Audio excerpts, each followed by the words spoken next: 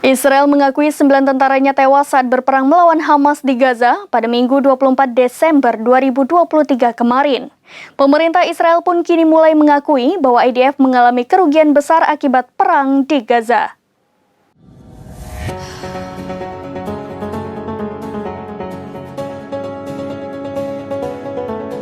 Israel mengakui 9 tentaranya tewas saat bertempur melawan Hamas di Gaza pada Minggu 24 Desember kemarin.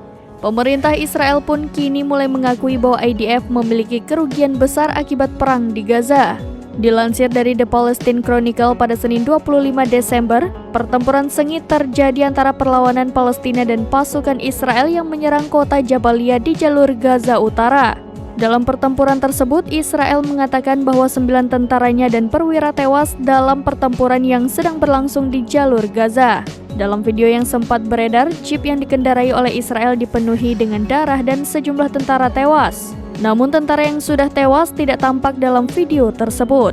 Menurut angka resmi Israel, jumlah korban tewas di kalangan tentara dan perwira Israel menjadi 486 orang sejak 7 Oktober dan 159 orang sejak dimulainya operasi darat di Gaza. Tentara Israel pada Sabtu juga mengakui banyaknya korban jiwa dalam pertempuran sengit melawan perlawanan Palestina dan penyergapan yang dilakukan di beberapa lokasi di jalur Gaza. Tentara Israel mengumumkan pada Sabtu bahwa 5 perwira dan tentara telah tewas dan sedikitnya 44 tentara terluka, 10 diantaranya luka serius.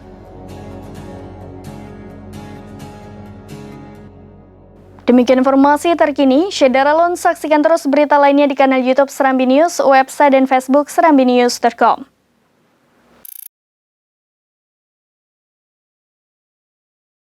Download Tribun X sekarang, menghadirkan lokal menjadi Indonesia.